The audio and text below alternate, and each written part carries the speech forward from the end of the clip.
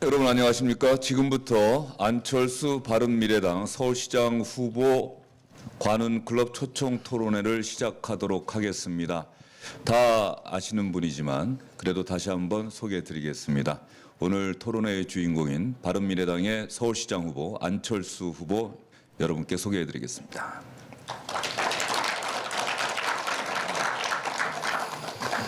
네, 저는 오늘 토론회 진행을 맡은 관훈클럽 편집위원을 맡고 있고 SBS에서 주영진의 뉴스 브리핑을 진행하고 있는 주영진 앵커입니다. 반갑습니다. 오늘 토론회 패널 분들을 소개해 드리겠습니다. 역대급이라고 해도 과언이 아닐 정도입니다. 편집국장을 역임하신 백기철 한겨레신문 논설위원입니다. 역시 국민일보 편집국장을 역임하신 국민일보의 신종수 논설위원입니다. 세계일보 정치부장을 역임하신 허범구 세계일보 부국장입니다. 그러면 본격적인 토론회에 앞서서 안철수 후보의 기조 연설을 먼저 듣도록 하겠습니다. 반갑습니다. 바른미래당 서울시장 후보 안철수입니다. 서울 시민 여러분께 인사드립니다. 서울 이대로는 안 됩니다. 정말 바꿔야 합니다. 조선이 한성의 도읍을 정한 지 625년, 전쟁 폐허에서 서울을 재건한 지 65년 만에 가장 큰 변화를 시도해야 될 때입니다. 저는 서울 시내를 지상으로 다니는 국철을 모두 지하화하고 그 철길을 숲길로 만드는 대역사를 시작하겠습니다. 경부선 금천구청에서 서울역까지 18km를 포함해서 경인선 구로에서 온수역 6km, 경원선 청량리에서 도봉산역 14km, 경의선 서울역에서 수색역 8km, 중앙선 응봉에서 망우역 8km, 경춘선 망우에서 신내역까지 모두 57km를 지하화하는 것입니다. 6개 국철 구간 57km 길이의 철길이 모두 숲길로 바뀌는 겁니다.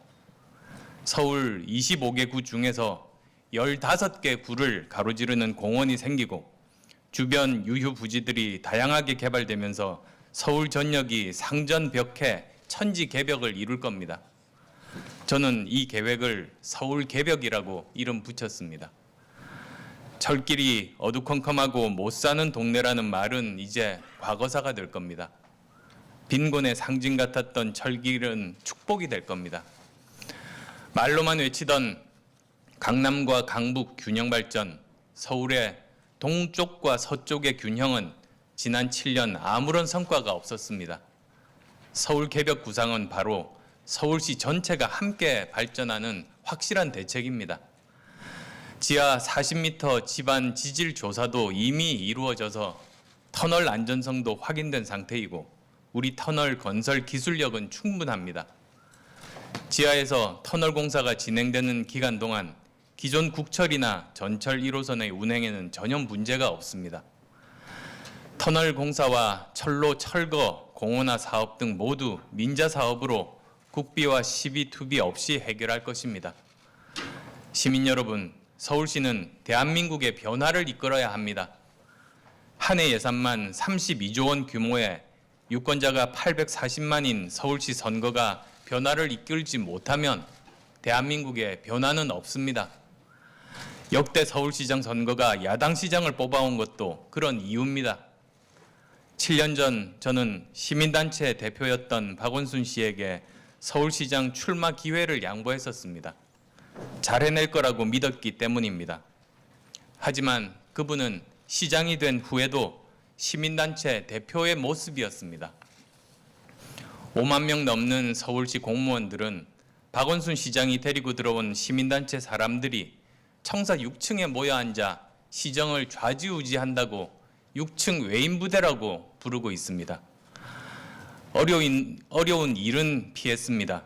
돈은 많이 들어가는데 시민 삶을 바꿔주는 건 없는 호합한 소꿉놀이처럼 시정을 운영했습니다. 서울의 도시 경쟁력은 세계 10위에서 작년 38위로 폭락했습니다. 서울시청 주변은 32조 원 예산을 따먹으려는 세금 사냥꾼이 득실거립니다. 정말 이번에 바꾸지 않으면 안 됩니다. 조선시대 한성 판윤부터 쳐도 최장수 시장이라는 박원순 시장 7년을 제가 끝내고 서울 개벽을 시작하겠습니다. 야권 대표 선수로 나선 저 안철수가 해내겠습니다. 고맙습니다.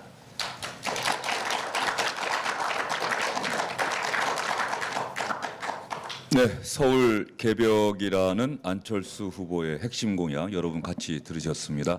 오늘 패널분들 질문도 가능한 한 핵심 위주로 간결하게 해 주시리라 믿고 안철수 후보님도 핵심 위주로 간결하게 답변해 주시면 오늘 토론회가 한층 밀도 있게 진행되지 않을까 싶습니다. 그리고 청중석에서 듣고 계시는 분들도 관훈클럽 운영진을 통해서 질문을 하실 수가 있습니다.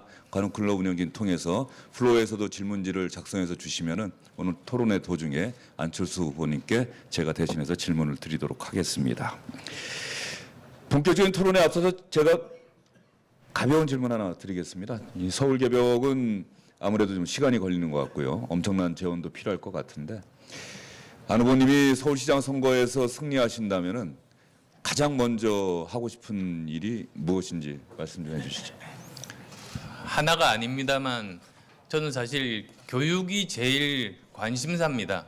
교육이 바뀌어야 대한민국이 바뀌고 아무리 국가가 위기 상황이라고 할지라도 교육이 바뀌어야 거기서 탈출할 수 있다고 신념을 가지고 있습니다. 현 정부가 가장 못하고 있는 부분도 바로 교육 아니겠습니까?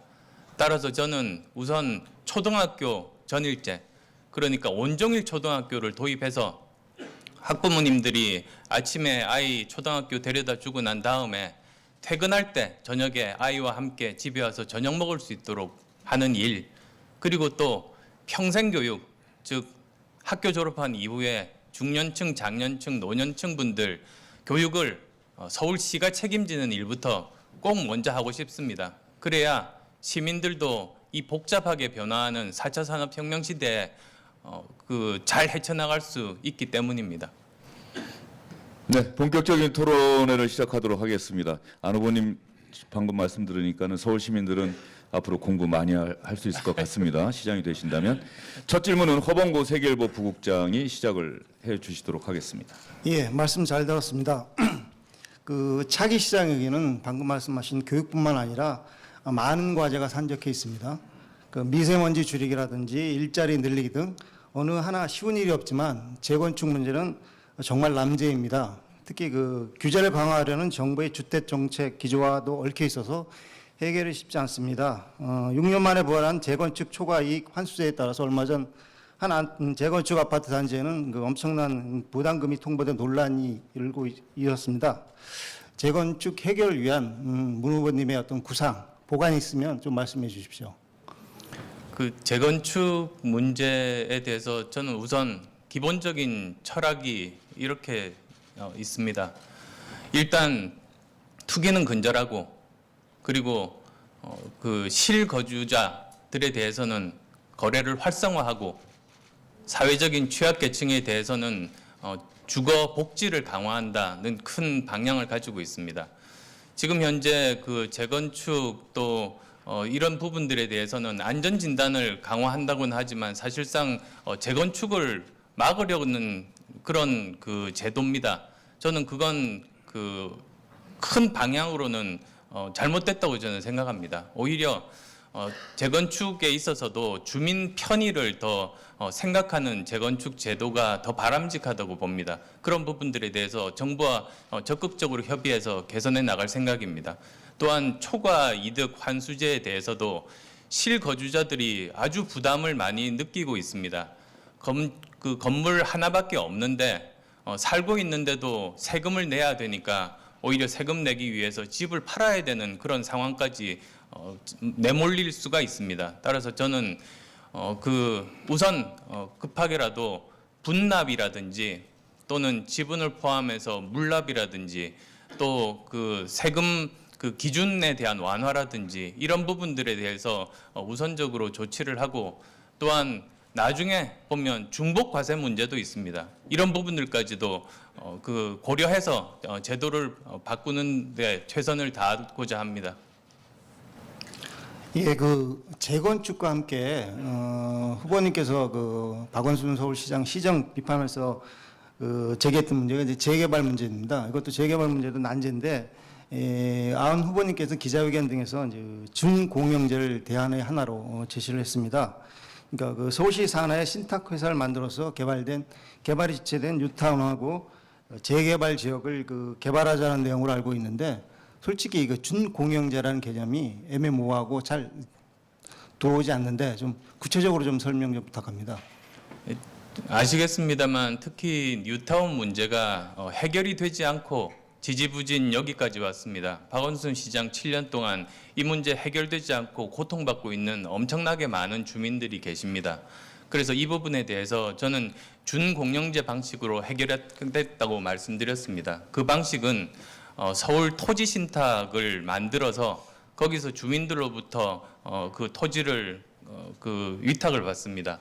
그리고 나서 거기서 전체적인 개발 계획을 서울시와 협의해서 세운 다음에 이것을 진행해 나가는 그런 방식입니다. 그런데 여기서 중요한 것이 그 사업성에 대한 문제입니다. 보통 사업성이 없어서 제대로 그 일들을 잘 처리하지 못하지 않습니까? 그런데 저는 이 방식으로 사업성을 충분히 확보할 수 있다고 말씀드리는 이유가 일단은 그 신탁 회사에서 자금을 자금을 확보합니다. 그렇게 되면 일반 시공사가 자금을 조달하는 것보다는 훨씬 더 수월하게 낮은 금리로 조달할 수가 있습니다.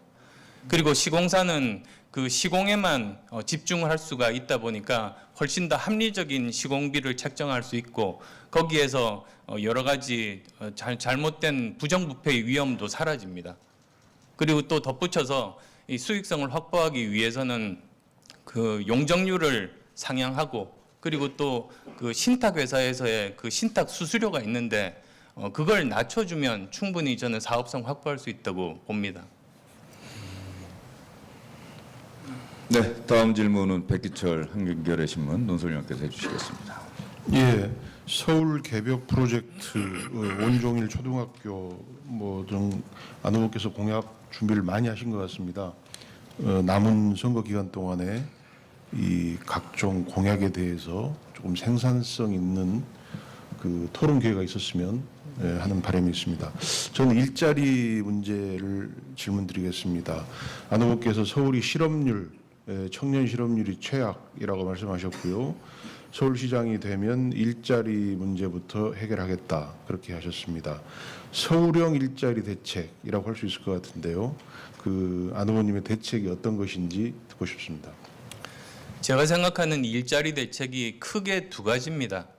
우선 첫 번째는 서울을 다섯 개의 권역으로 나눠서 그 지역이 다른 지역에 비해서 경쟁력 있는 인프라나 인적 자원, 물적 자원이 있다면 그 부분에 선택과 집중해서 그 산업을 발전시키는 겁니다. 서울을 5개 권역으로 나눠서 그 계획을 수립하고 발표를 했습니다.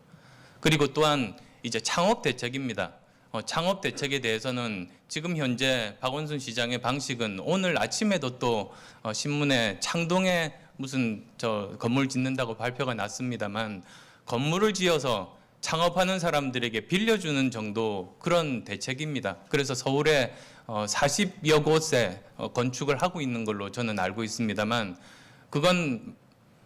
그것이야말로 말 앞에 수레를 놓는 것과 같습니다. 공간이 없어서 창업 못하는 게 아닙니다. 창업을 왜 못하는지 원인을 밝혀야 되는데 저는 거기에 대해서는 크게 3가지 정도 생각을 가지고 있습니다. 우선 규제 때문에 창업을 못합니다. 두 번째는 불공정한 경쟁 환경 때문에 창업을 못합니다.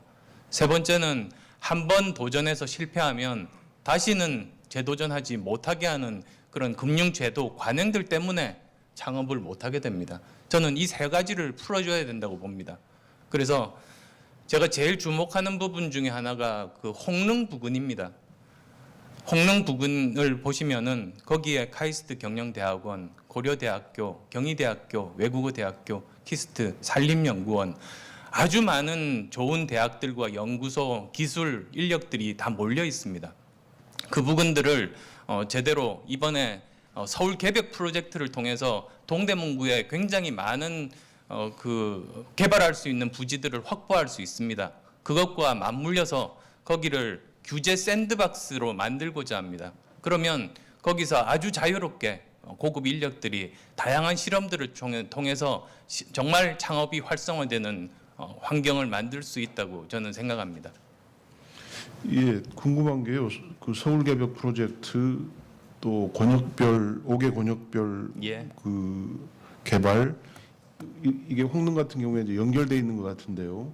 그러면 그 국철 지화하는데도 재원이 필요할 거고 5개 권역을 또 이렇게 창업 지원하는데도 이런저런 비용이 소요될 걸로 보이는데요. 그런 재원 조달 문제는 좀 검토를 하셨는지 모르겠습니다.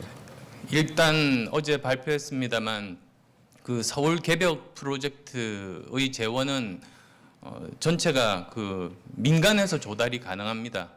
일단은 그 지하에 기차가 다닐 수 있는 터널을 뚫고 그리고 그 위에 상부에 공원을 조성하고 그리고 주변 부지들을 개발하는데 이들을 연계한다면 그러면 그 민간 자본으로 이것들이 모두 그 공사가 가능한 그 정도 규모입니다. 그리고 이미 그런 부분들에 대해서는 이미 7, 8년 정도 전에 서울시가 1호선 구간이긴 합니다만 검토하고 경제성이 1.3에서 1.6이라는 그런 결과까지 나온 바가 있습니다.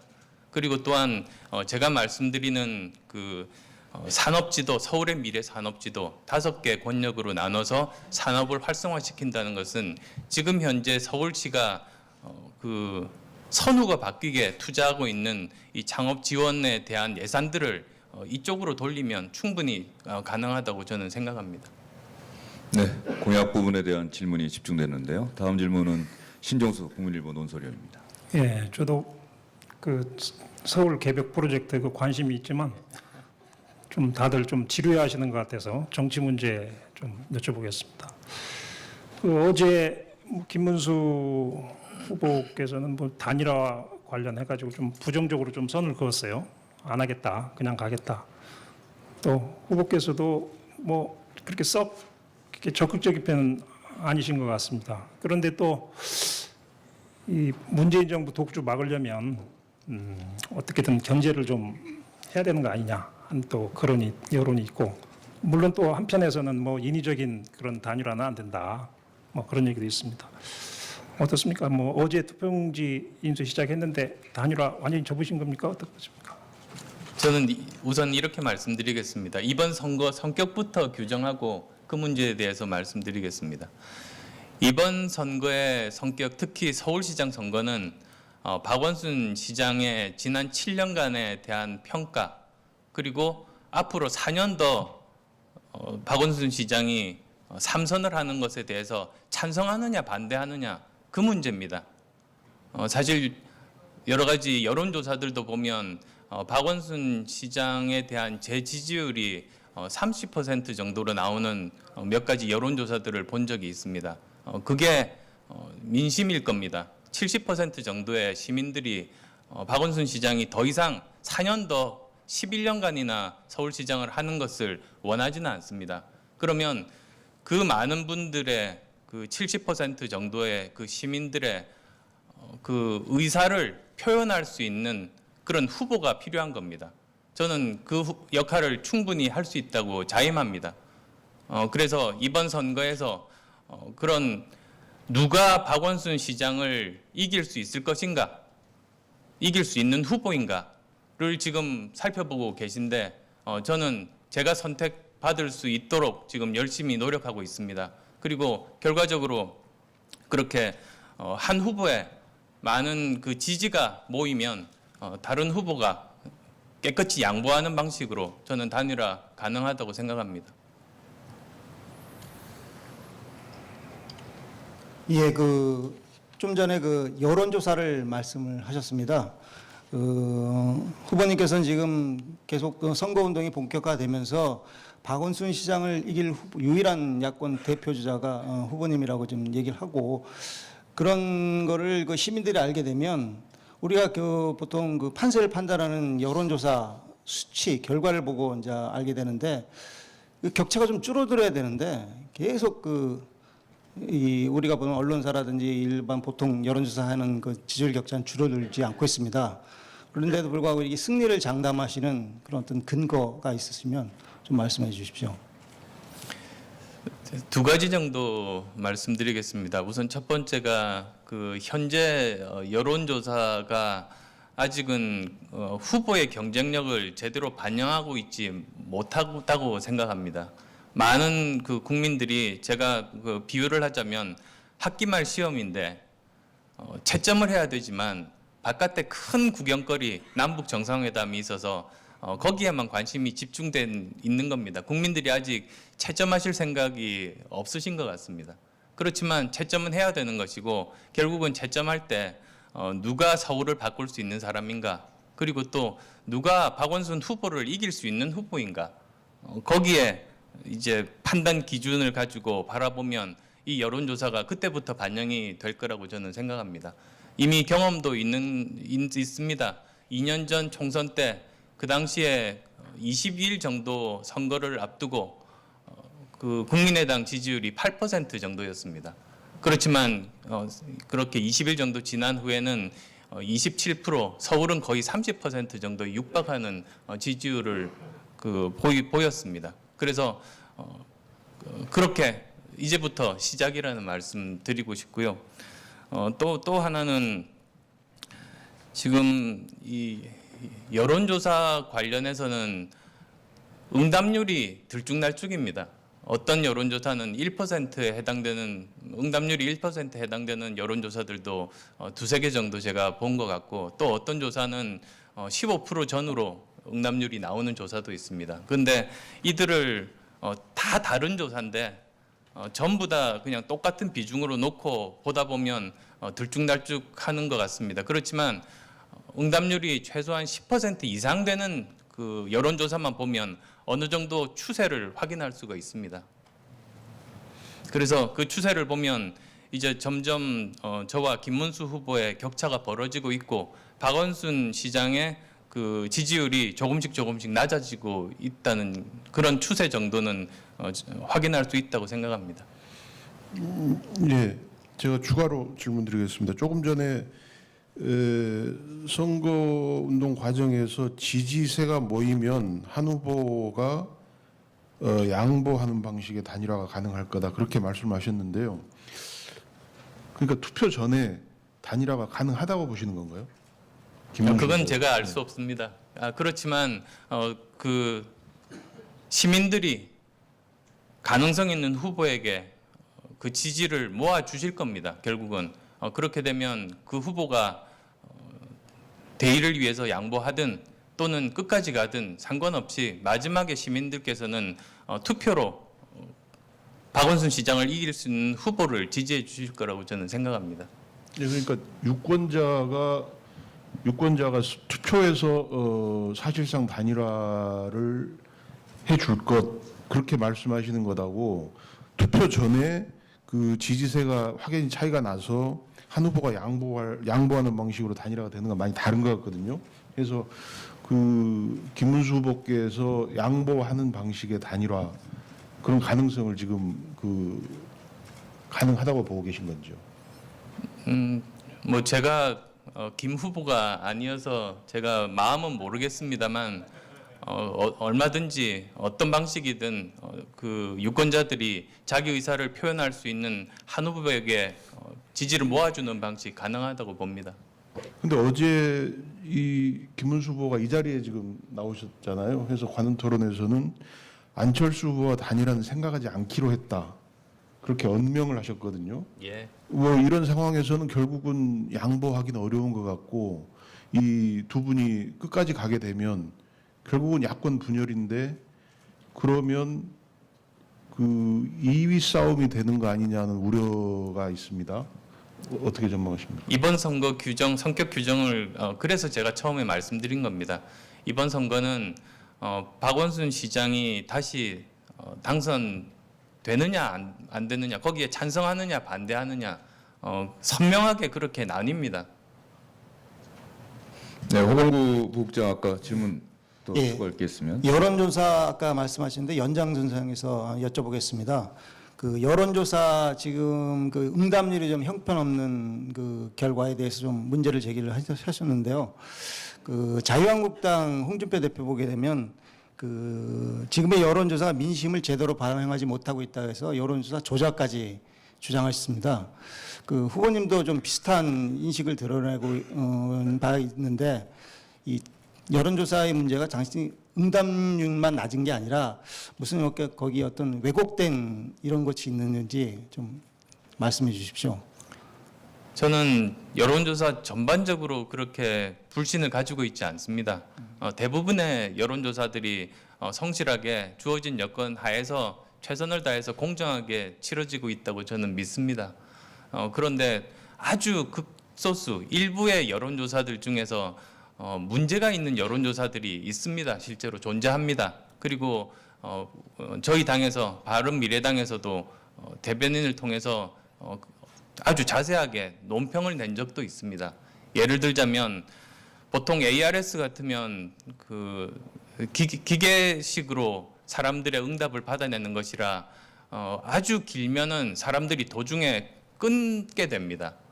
그래서 보통 ARS 방식의 그 여론조사는 길이가 뭐 아무리 길어도 5분을 잘 넘지 않는 게 그 업계에서는 전문가들은 상식이라고 그렇게 이야기를 들었습니다. 그런데 어떤 여론조사를 보니까 ARS인데 그 총 길이가 9분 정도에 달합니다. 일단 그렇게 달하고 그 다음에 물어보는 것들도 그 누구를 지지하는가 해서 주요 후보들 몇 명만 물어보는 것이 아니라 거의 10여 명을 물어보는 그런 조사였습니다. 그러면 다 듣고 나서 그걸 누르려면 그건 뭐 보통 일반 사람들이 도중에 끊을 그런 가능성들이 많습니다. 두 번째 물어보는 것은 또 두 번째로 지지하는 시장 후보가 누구냐 해서 또 10여 명을 물어보는 겁니다. 그런 방식으로 하게 된 여론조사를 보면 응답률이 아주 낮을 수밖에 없고 그렇게 되면 정치적인 목적을 가진 사람들만 그렇게 남게 되는 것 아니겠습니까? 그러면 그것이 전체 민심과는 다른 결과를 가져올 가능성들이 매우 높다. 그렇게 생각합니다. 네, 여론조사의 구체적인 내용까지 아주 상세히 파악하고 계시는 것 같습니다. 그 질문을 정리하는 차원에서 제가 이렇게 질문을 드려볼게요. 그러면 김문수 자유한국당 후보와 안철수 바른미래당 후보가 손을 잡고 저희가 후보 단일화를 했습니다라고 하는 모습을 지방선거 전에 서울 시민들에게 보여드리는 일은 없을 것이다. 이렇게 저희가 해석을 해도 되겠습니까? 예, 인위적인 단일화는 있을 수도 없고 바람직하지도 않습니다. 네, 알겠습니다. 다음 질문은 우리 신종수 논설위원께서 해주시죠. 예, 저기 그동안 이제 공천 과정에서 우리 여기도 와 계신데 유승민 대표하고 여러 가지 뭐 좋게 얘기하면 경쟁, 좀 나쁘게 얘기하면 갈등 또는 잡음이 있었습니다.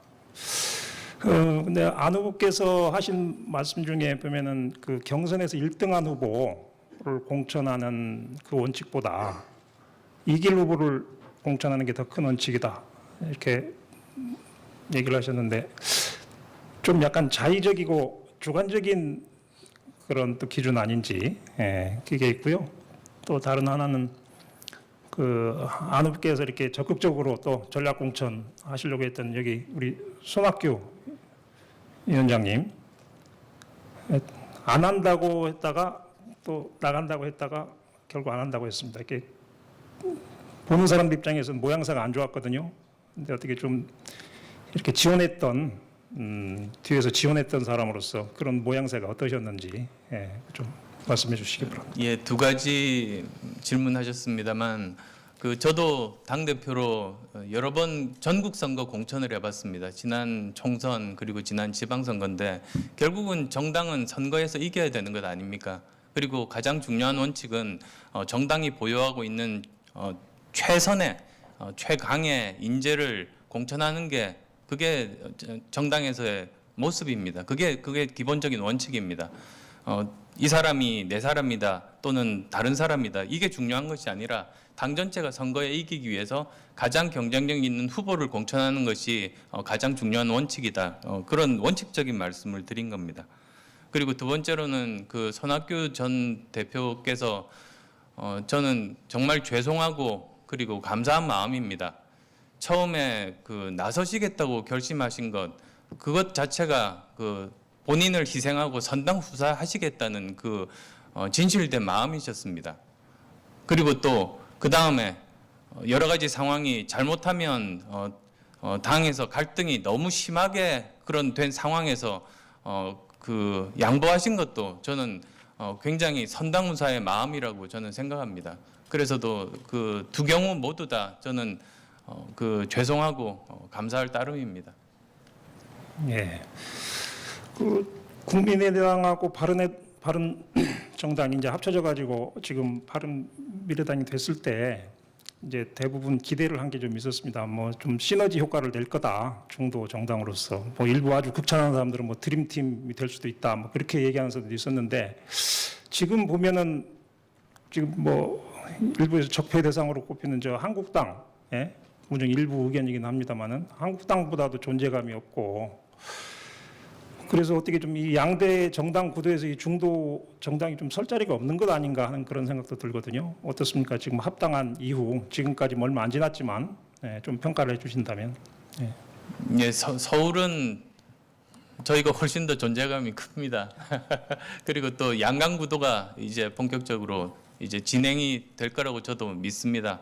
또한 이제 공천이 완전히 끝났습니다. 그렇게 되면 이제부터 우리의 경쟁 상대, 바깥에 있는 경쟁 상대를 대상으로 내부에서 똘똘 뭉쳐서 이번 선거를 치를 겁니다. 그렇게 되면 그 과정 중에서 통합되고 화학적으로 결합되고 저는 그런 경험들을 몇 번 한 바가 있습니다. 결국은 선거를 함께 치르면서 동지가 되고 그리고 공동의 목적을 다시 한 번 더 인식하게 되는 것 아니겠습니까? 그런 면에서도 이번 선거가 그러니까 바른미래당이 통합된 이후에 치르는 이 첫 번째 선거를 거치는 것이 정말 큰 의미가 있다고 생각합니다. 네, 박기철 의원님. 예, 정치 행보와 관련된 질문 드리겠습니다. 지난해 대선 때 돌풍을 일으켰지만 결국 3위를 하셨고요. 1년이 조금 지났습니다. 다시 서울시장에 도전을 하고 계십니다. 서울시장 출마를 결심하시기까지 고심을 많이 하셨을 것 같습니다. 그런데 일각에서는 차라리 1년 만에 다시 큰 선거에 나오시는 것보다는 조금 더 긴 호흡으로 차기를 대비하는 게 낫지 않았나 하는 지적이 있습니다. 어떻게 생각하시는지? 제 개인만 생각했으면 나오지 않았을 겁니다. 그렇지만 저는 제 정치한 목적이 기득권 정치, 낡은 정치와 싸우기 위해서 정치를 시작했습니다. 그건 지난 6년간 변함없이 일관성 있게 그렇게 해왔습니다. 제가 이번에 나온 것도 서울을 바꾸고 그리고 다당제의 중심인 우리 소중한 바른미래당을 지키기 위해서 그래서 나왔습니다. 그것이 제 정치 신념이기 때문에 그렇습니다. 제 개인의 어떤 미래를 위해서 선택한 것이 아닙니다. 예, 뭐 비슷한 맥락의 질문입니다. 대선 이후에 국민의당 대표직으로 대표를 다시 복귀하셨고 또 바른정당과 통합까지 하셨고 1년 동안 숱한 어떤 정치적 그 우여곡절이라고 할까요? 우여곡절이 많았는데요. 이렇게 그 여러 가지 우여곡절 과정에서 결국 그 안 후보께서 추구하시는 게 뭔가 일부에서는 이 정치적 변신의 최종 목표는 보수 진영의 대표 주자가 되는 거다라고 하는 시각도 있습니다. 어떻게 말씀하시겠습니까? 저야말로 정치한 이유가 낡은 정치와 싸우고 이념의 벽을 허물어야 대한민국 미래가 있다고 생각해서 정치를 시작하고 있습니다. 저는 바른미래당의 정체성 바른미래당은 진보냐 보수냐 앞으로 보수당이 될 것 아니냐 이렇게 말씀하시는 분도 계시지만 저는 그것 자체가 규정이 잘못됐다고 봅니다. 저는 바른미래당만이 유일한 개혁 정당의 길을 걷고 있는 정당이라고 말씀드립니다. 지금 현재 소위 보수당, 진보 정당 이렇게 있습니다. 그런데 저는 자신의 생각을 세상이 바뀌고 국민들의 생각이 바뀌었음에도 불구하고 옛날 생각 그대로 머물고 있으면 그건 수구라고 봅니다. 예를 들면 지금 보수 정당도 예전 산업시대 논리 생각 그대로 가지고 있으면 그걸 수구 보수라고 하지 않습니까? 마찬가지로 진보 정당도 예전 7, 80년대 생각 국가주의적인 사고방식 그대로 가지고 버리지를 못하면 그거야말로 저는 수구 진보 정당이라고 봅니다. 그래서 저희들은 그런 수구적인 정당이 아니라 저희들은 개혁 정당입니다. 제대로 지금 현재 상황에서 우리나라 미래를 위해서 가장 최선의 개혁을 해 나가는 것, 그것이 바른미래당의 길이라고 저는 믿습니다. 예, 그 개혁 정당이라고 말씀하셨는데요. 개혁 정당, 수구 정당 그런 식의 어떤 정당 구분도 가능하고요. 진보 정당, 보수 정당, 또 개혁 진보, 개혁 보수, 개혁 그렇게 해도 수구 진보, 수구 보수 그렇게 다 구분이 가능한데요. 개혁 정당이더라도 진보이거나 보수이거나 해야 되는 거 아닌가요? 그러니까 어떤 개혁 정당인지, 진보적인 개혁 정당인지, 보수적인 개혁 정당인지 그 지향을 좀 분명하게 말씀해 주십시오. 뭐 꼭 그렇게 구분을 원하신다면 예전부터 많은 사람들로부터 평가를 받았던 것이 경제는 진보고 안보는 보수라는 이야기를 많이 들었습니다. 저는 거기에 부합한다고 저는 생각합니다. 일단 그 안보에 대해서는 철저하게 우리가 안보를 먼저 생각을 해야지 나라의 존립이 가능하지 않습니까? 제가 옛날부터 V3 만들고 이렇게 컴퓨터 보안을 했던 사람이라 그렇게 생각하는지는 모르겠습니다만 가장 기본 중에 기본이 철저하게 제대로 안정되게 그 보안을 지키는 일이었습니다. 그래야 컴퓨터도 쓸 수 있는 것 아닙니까? 마찬가지로 국가도 여러 가지 다양한 활동들을 할 수 있고 국민들이 그것을 기반으로 살고 있습니다만 안보는 기본 중에 기본입니다. 안보가 구멍이 뚫리면 아무 일도 할 수가 없는 겁니다. 그런 뜻에서 저는 정말 안보를 철저하게 생각합니다. 그리고 경제 문제에 대해서는 저는 아주 옛날부터 안랩을 하고 예전에 의사로서 의료봉사 활동을 했을 때부터 우리 사회에서 어려운 분들, 약자들 따뜻하게 품어야 우리 사회가 함께 발전할 수 있고 건강한 사회가 될 수 있다는 그런 신념을 가지고 있습니다. 그런 뜻에서 저는 모든 그런 정책들도 마찬가지고 그런 지향점 생각을 가지고 있습니다. 한국에서 정당을 구별하면 일단은 그 남북 관계 특수서상 그 외교 안보 분야에 대한 어떤 정책적 시각으로 구별을 해야 되지 않을까 하는 그 개인적인 생각인데요. 그럼 결국은 개혁 보수를 그 지향하신다고 그렇게 말하는 건 좀 어폐가 있을까요? 그건 저는 아니라고 봅니다. 왜냐하면 제가 중소기업, 벤처기업 하면서 그 우리나라 경제 구조에 대해서 너무나 많은 문제점들을 뼈저리게 느꼈습니다. 그리고 이렇게 계속 가다 보면 국가의 미래가 없다고 생각합니다. 그래서도 지금 정치를 하면서도 그때 느꼈던 그 신념들이 변함이 없습니다.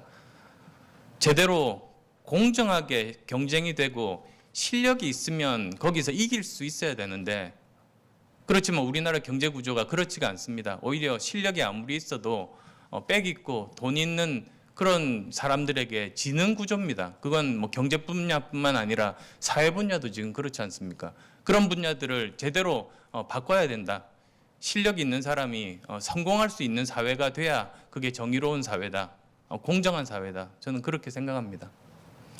네, 안철수 후보의 정치 지향, 정치 철학, 가치 이런 부분을 놓고서는 아마 많은 분들이 이런저런 생각이 많으실 것 같은데 오늘 시간이 된다고 한다면 나중에 추가 질문 때 또 질문 드리도록 하고요. 다음에는 우리 신정수 위원께서 또 질문해 주시죠. 예, 안 후보께서 이렇게 이 지향점 또 이 추구하는 바가 좀 많은 또 한때 공감을 얻었지 않습니까? 뭐 안철수 현상도 있었고 뭐 그런 것들이 있었는데 그동안 쭉 이렇게 지켜보면 말이죠. 그 아도님 주변에서 도왔던 분들 이런 분들이 자꾸 이렇게 하나둘씩 떠나는 것을 좀 이렇게 볼 수 있습니다. 뭐 인재영입 1호라든지 뭐 안철수 키즈라든지 뭐 또 다른 당으로 출마도 하고요. 이 정치인한테 이렇게 자꾸 주변 사람이 떠나는 거 이거 굉장히 안 좋은 것 아닙니까? 좀 어떻게 보면은 그 안 후보의 어떤 리더십 문제, 뭐 예를 들어서 기업을 하셔서 그냥 주변에 몇 사람들하고 이렇게 얘기하고 상의하고 그냥 밀어붙이시는 건지 아니면은 어쨌든 좀 떠나는 것은 안 좋아 보이는데 어떻게 생각하십니까? 제가 제 3의 길을 걷다 보니까 함께하는 분들에게 너무나 힘든 선택해야만 되는 상황을 만들었던 게 그게 가장 근본적인 이유 같습니다. 아시겠습니다만 저는 기득권 양당과 싸우기 위해서 그래야 제대로 우리나라 정치를 바꾸고 정치가 다시 국민을 위한 정치, 새 정치를 할 수 있겠다고 생각해서 정치를 시작한 겁니다. 그리고 그 과정에서 큰 3번의 선택을 할 수밖에는 없었습니다. 첫 번째 선택이 민주당과 통합한 겁니다. 그건 기득권 거대 양당과 싸우는 방법이 바깥에서 싸우는 것도 있지만 일단은 그 내부에 들어가서 내부를 개혁하면 그게 더 직접적인 방법이 아니겠는가 생각해서 호랑이 굴에 들어가서 호랑이 잡으러 호랑이 굴에 들어가자는 심정으로 도전을 했던 선택이 첫 번째였습니다. 두 번째 선택이 제가 역량이 부족해서 그렇게 개혁하지 못했습니다. 그래서 나와서 국민의당을 창당했습니다. 세 번째 선택이 바른정당과 통합해서 바른미래당을 만든 겁니다. 그런데 그 세 과정이, 세 선택이 너무나 힘든 선택의 과정을 주위 사람들에게 강요했던 겁니다. 첫 번째 선택을 할 때, 민주당과 통합할 때 함께했던 많은 분들이 함께하지 못했습니다. 그게 정치적 신념이 다르기 때문이었습니다. 또 민주당을 나와서 국민의당 창당했을 때 그때 또 많은 사람들이 민주당에 그냥 잔류할 수밖에 없었습니다. 여러 가지 이유로. 그리고 이번에 바른미래당 창당했을 때도 함께하지 못한 분들이 있습니다. 그래서 저는 그분들께 일단 죄송한 마음이 큽니다. 편하게 거대 양당 중에 하나에 몸을 맡기고 정치를 했으면 그런 선택할 일이 뭐가 있겠습니까? 오히려 사람들도 그렇게 떠나지 않았을 겁니다. 그렇지만 정말 힘든 그런 선택을 강요할 수밖에 없는 환경 때문에 여기까지 왔다는 점에서 저는 그분들께 정말 죄송한 마음만 있을 뿐입니다. 그렇지만 또 처음에 정치 시작했을 때 저 혼자였습니다. 안철수 연상이 있었어도 저 혼자였습니다. 근데 지금은 전국적인 한 정당을 이룰 만큼 엄청나게 많은 수많은 인재들과 지금은 함께하고 있습니다. 그 과정 중에서 떠난 분도 계시지만 훨씬 더 많은 분들과 지금 함께 이 어려운 제3의 길을 가고 있다는 점에서 또 함께 하시는 분들 한 분 한 분께 진정 감사한 마음을 가지고 있습니다.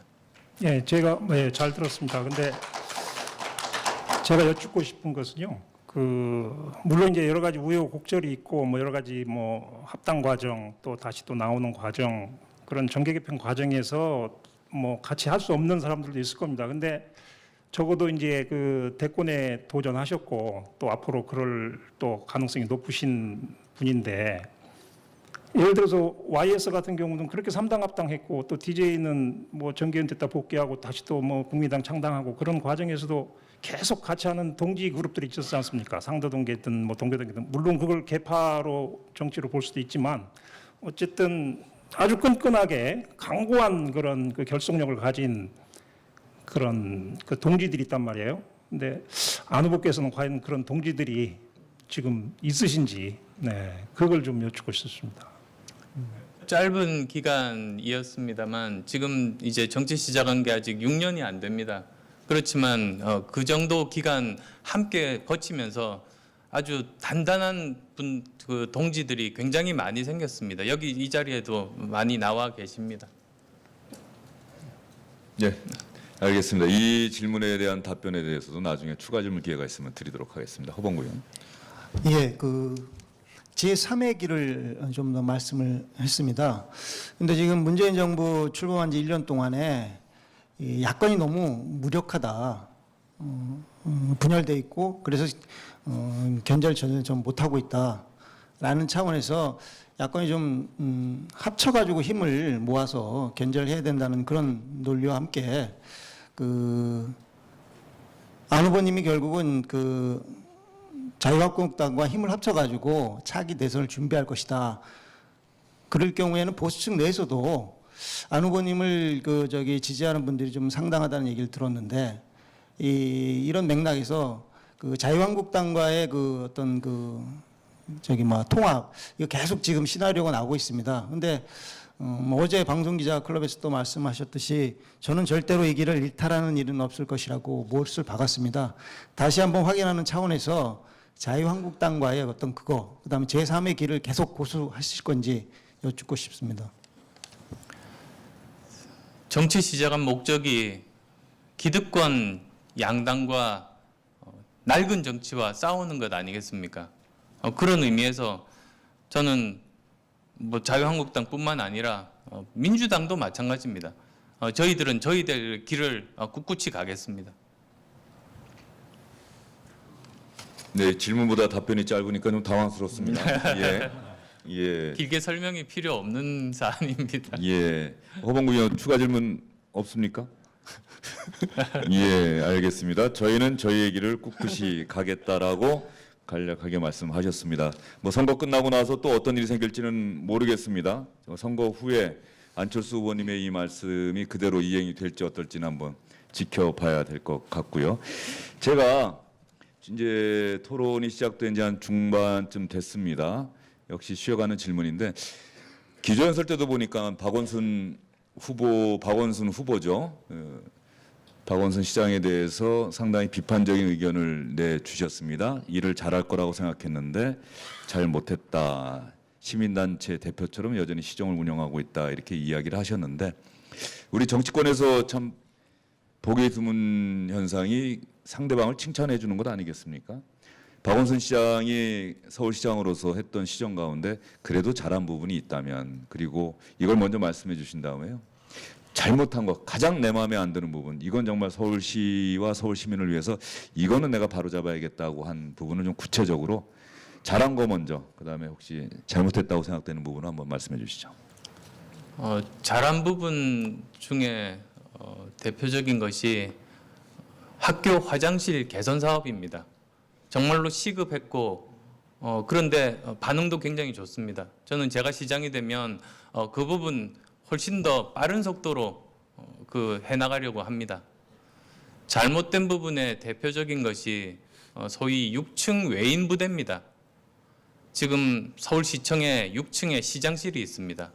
그리고 그 같은 층에 박원순 시장과 잘 알던 많은 사람들 그리고 시민단체 사람들이 거기에 고위공무원으로 와 있습니다. 그러면서 서울시정을 좌지우지하고 있습니다.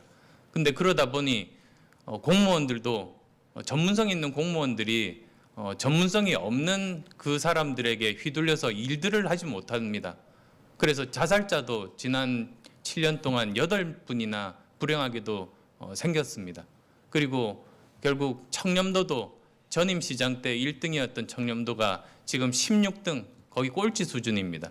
그렇게 서울이 추락하고 있는데 지금 아직 시민들께서는 그 사실을 잘 모르십니다. 시민들 만나서 여쭤보면 7년 동안 한 게 없는데 그렇다고 큰 잘못도 하지 않았느냐 그 정도로만 알고 계십니다. 그런데 이런 큰 문제가 있다는 점들이 이제 이번 선거 기간 남은 선거 기간 동안에 본격적으로 알려지고 시민들의 평가를 받을 것 아니겠습니까? 저는 제가 시장이 되면 6층부터 정리하겠습니다.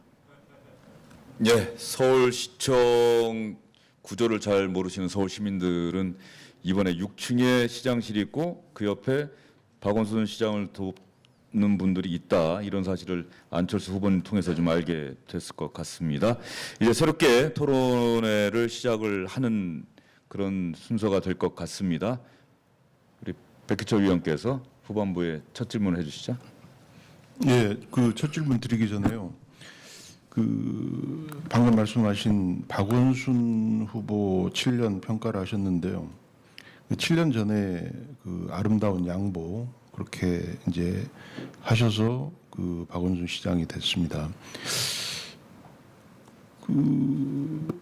그렇게 평가가 박하시면 7년 전에 양보한 걸 후회하시는 겁니까? 그때 잘하실 거라고 생각했습니다. 그리고 이제 7년 지난 지금 이제 평가할 시점 아니겠습니까? 그러면 지난 7년간 잘못된 부분들에 대해서 이번에 제가 바꾸겠다고 그래서 나선 겁니다. 그 7년 전에 양보를 안 하시고 그 안 후보께서 시장이 만약에 되셨으면 그 더 잘하셨을 걸로 생각하십니까? 제가 7년 동안 정치를 하면서 초반에 시행착오들도 하면서 많이 배웠습니다. 이 정치권에서 내가 생각하는 비전을 현실화하기 위해서는 어떤 과정을 거치고 어떤 난관을 극복하고 어떤 반대자들에 대해서 어떻게 그것을 극복해 나가서 제 생각을 관철시키는지 그걸 알았던 지난 7년이었습니다. 그래서 지금 저는 7년 전에 시민들께서 열망하셨던 그 바라셨던 그 꿈 저는 그때 초심 그대로 가지고 있습니다. 그리고 거기에 더해서 저는 정치적인 돌파력, 실천력까지도 지금은 가지고 있습니다. 그래서 이번에야말로 그 당시에 꿈꾸었던 서울의 모습들 제가 이번에 실현시킬 수 있다고 저는 확신합니다. 예, 그 다음 질문 드리겠습니다. 문재인 정부 1년 평가입니다. 예, 문재인 대통령이 임기 1년을 지나면서 그 70% 안팎의 고공 지지율을 기록하고 있습니다. 아직 중간 평가라고 하기는 좀 이르지만 문재인 정부 1년을 어떻게 평가하시는지요? 예, 잘한 것, 잘못한 것으로 나누어서 평가해 주셔도 되겠습니다. 지난 1년 잘한 것은 대북 관계입니다. 지금 좀 난관을 겪고 있습니다만 그래도 아주 어려운 그런 상황 속에서도 여기까지 끌고 온 것 아니겠습니까?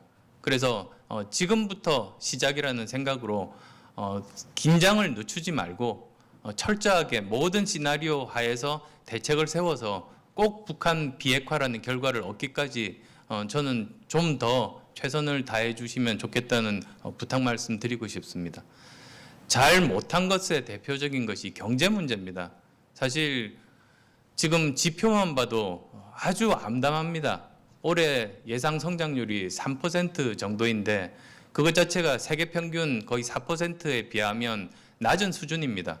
우리가 수출로 먹고 사는 대표적인 나라인데 세계적인 경제가 활성화되면 최대의 수혜국이 대한민국이 돼야 되는데 오히려 반대가 지금 되고 있다는 점이 문제고 그리고 그나마 그 3% 성장률의 대부분이 반도체 호황 때문입니다. 반도체 호황만 제거하면 나머지들은 굉장히 암담합니다. 수익성들도 거의 절반으로 폭락하고 있고 굉장히 힘든 상황입니다. 시야를 국내로 돌려보면 국내에서 IMF 이래 아주 최악의 실업률에 허덕이고 있습니다. 서울이 그 중에서도 꼴찌입니다. 청년 실업률은 더 힘든 그런 상황입니다. 제조업 가동률 지난 10년 내 최저입니다. 70% 정도인데요. 공장 10개 중에 3개가 가동 멈추고 있는 겁니다. 재고율 IMF 이래 지금 최악입니다. 그리고 수출도 이제 지난달부터 마이너스로 돌아섰습니다. 그리고 사실 더 암담한 것은 빈부격차입니다. 얼마 전에 발표됐습니다만 하위 20% 국민들은 소득이 마이너스 8%, 상위 20%는 플러스 9%, 빈부격차가 더 악화된 것 아니겠습니까? 그 중심에 소득 주도 성장에 잘못된 운용이 있다고 봅니다. 이런 부분들 제대로 바뀌지 않으면 경제는 더 어려워질 수 있다고 저는 생각합니다. 그래서도 저는 이번 지방선거에서 서울에서 제가 이겨야 이런 경제 기조를 브레이크를 잡을 수 있다고 생각합니다. 민주주의의 가장 중심이 견제와 균형 아니겠습니까? 만약에 그렇지 않다면 이 잘못된 경제정책 그대로 다음 총선 때까지 2년 동안 밀어붙이면 경제가 파탄이 날까 봐 정말 두렵습니다. 네, 허범구 의원. 예, 방금 전에 소득 주도 성장에 대해서 비판적으로 말씀을 하셨습니다. 역시 경제 문제에 대해서 입장을 발표하시니까 아주 일사천리로 잘 나오십니다. 그 소득 주도 성장의 그 대표적인 정책 툴 두 가지가 최저임금 인상하고 근로시간 단축이라고 봅니다. 이 두 부분은 그 문재인 정부의 지지 기반을 이룬 유권자들을 위한 공약이기도 한데 방금 그 후보님께서 지적한 것처럼 그분들이 직접적 손해를 보게 되는 거꾸로 이 효과가 지금 작용하고 있고 그래서 정책 수정이나 재검토 요구가 적지 않습니다. 특히 상여금과 복리수당 그 일부를 포함하는 그 쪽으로 최저임금 산입범위를 확대한 개정안이 어제 국회 본회의를 통과해가지고 노동계가 이제 강력히 반발하고 있는데 이 최저임금하고 근로시간 단축에 대해서 후보님의 의견하고 그다음에 노조의 반발에 대해서 후보님 의견을 한번 여쭙고 싶습니다. 최저임금 인상은 저는 선한 의도에서 시작했다고 생각합니다. 원칙적으로 보면 아주 어려운 분들이 임금이 인상되는 것에 누가 반대하겠습니까? 그런데 항상 문제는 정책의 선한 의도보다 정교하게 어떤 시기에 어떤 속도로 이 일들을 해내느냐 이런 것들이 중요한 것 아니겠습니까? 거기서 큰 오류가 있었습니다. 너무나 급격하게 인상을 하다 보니까 특히 거기에 해당되는 자영업자분들이 더 이상 아르바이트생을 고용하지 못하고 해고하고 대신에 본인이 일을 하는 그런 일들이 전국적으로 발생한 겁니다. 올 초에 부산에 갔습니다. 거기서 어떤 아르바이트 했던 학생을 만났는데요. 그 학생이 이러는 겁니다.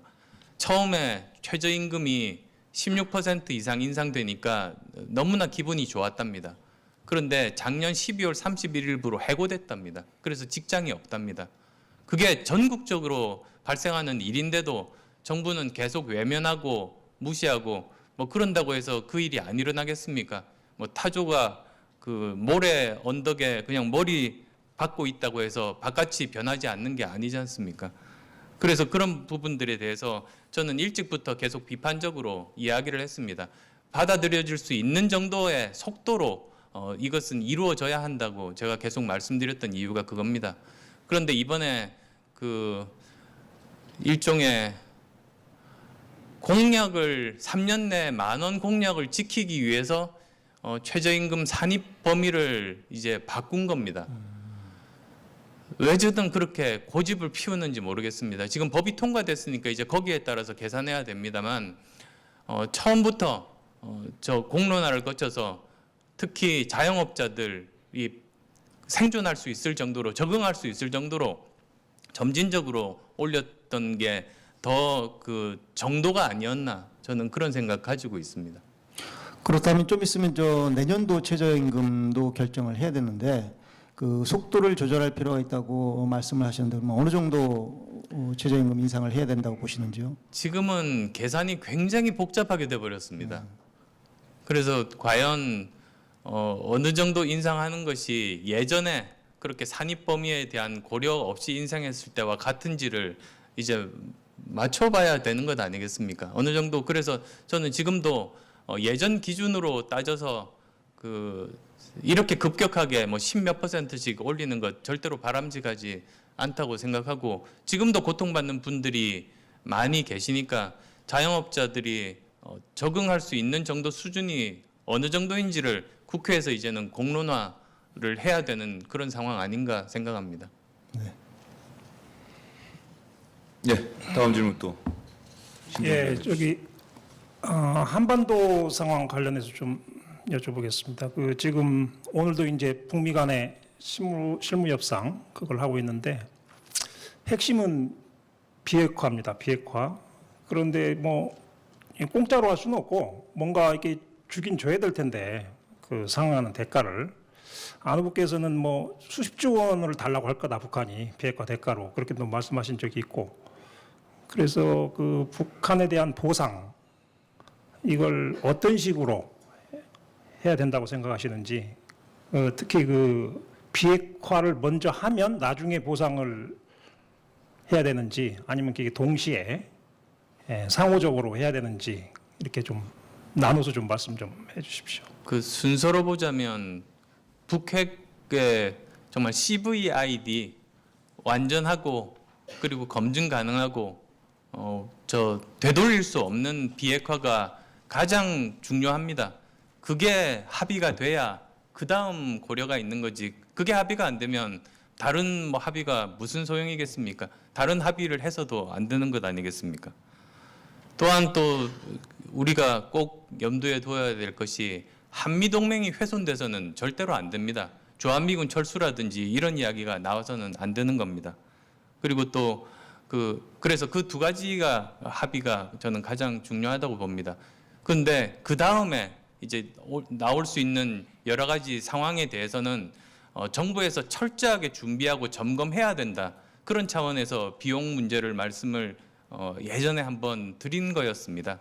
그런데 선결 조건은 항상 북핵 CVID 그다음에 한미 동맹을 훼손되는 일이 없을 것 그 두 가지가 가장 중요한 겁니다.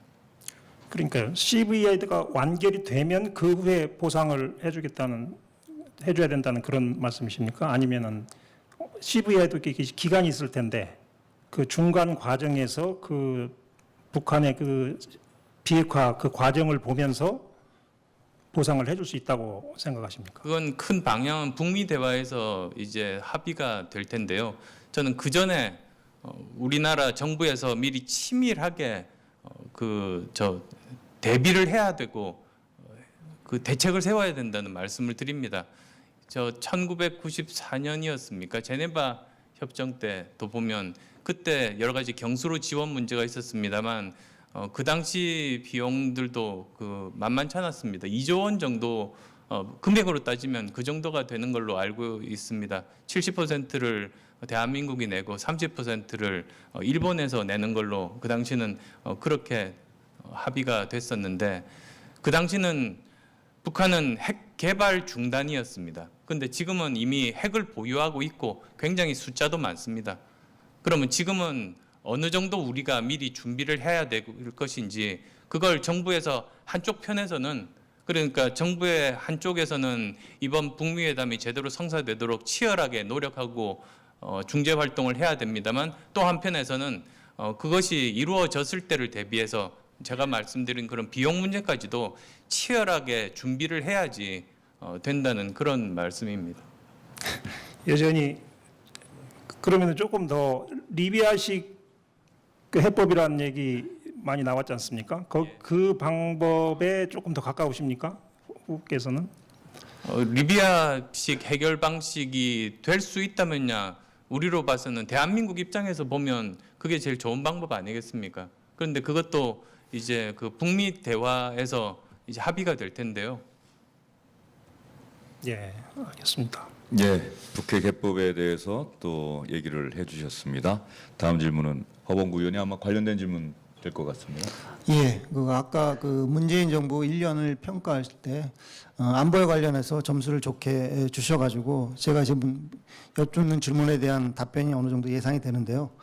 문 대통령께서 한반도 운전자를 내세워서 비핵화 협상 타결을 위한 북미 사이에 중재 역할을 자처해 왔습니다. 그래서 6.12 싱가포르 북미 정상회담이 한때 무산될 뻔하다가 예정대로 추진되는 과정에서도 이른바 촉진 외교를 강조하면서 제2차 남북 정상회담을 하기도 했습니다.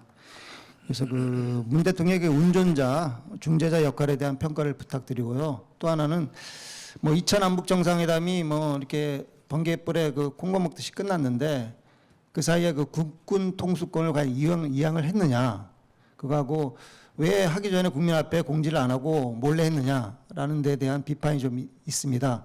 이에 대한 어떤 생각도 좀 말씀해 주십시오. 우선 운전자론에 대해서는 제가 처음에 크게 평가했을 때 지금까지 어려운 여건 하에서 잘 끌고 왔다고 말씀드렸습니다.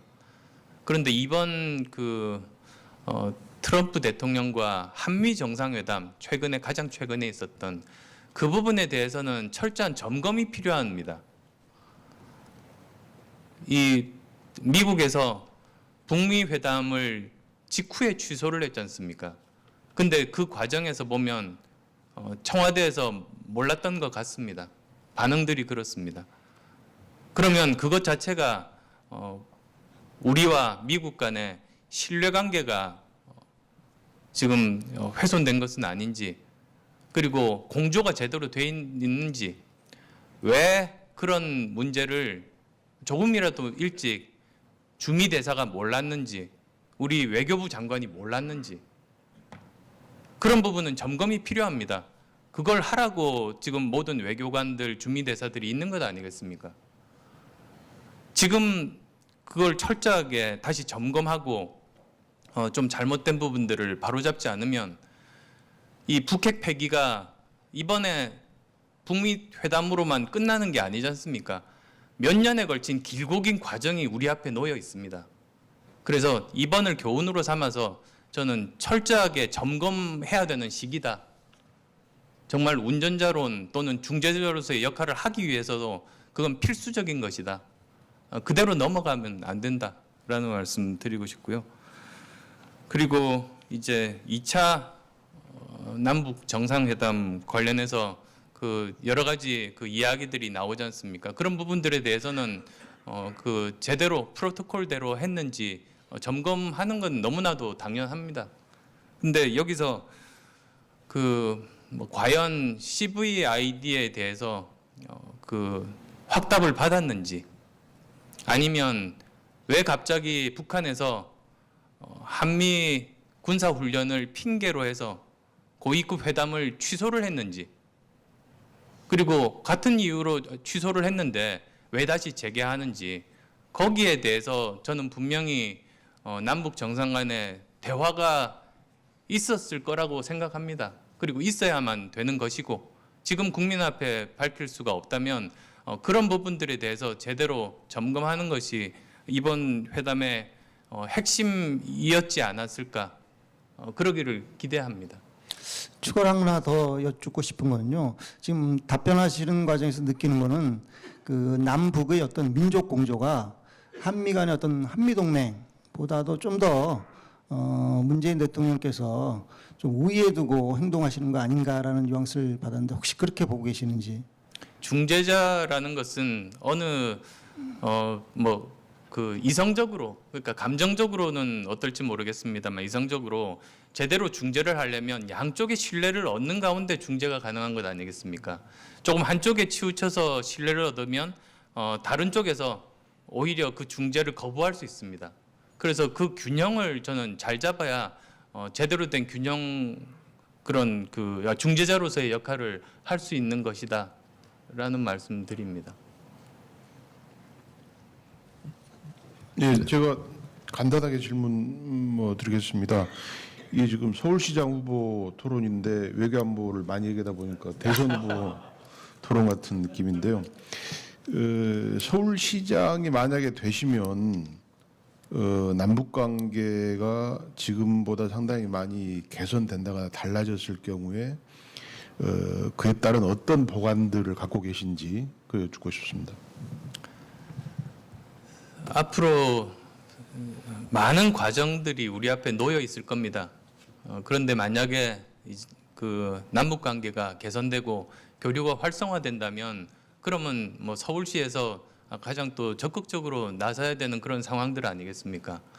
제가 그 한겨레 인터뷰에서도 그때 밝혔습니다만, 그 지금 제가 주의 깊게 보는 것이 그 4차 산업혁명에 거대한 그 실험실이 될 수 있다는 생각을 합니다. 예를 들어서 그 무인 주행 자동차 같은 경우에 대한민국에 바로 도입하는 거는 힘듭니다.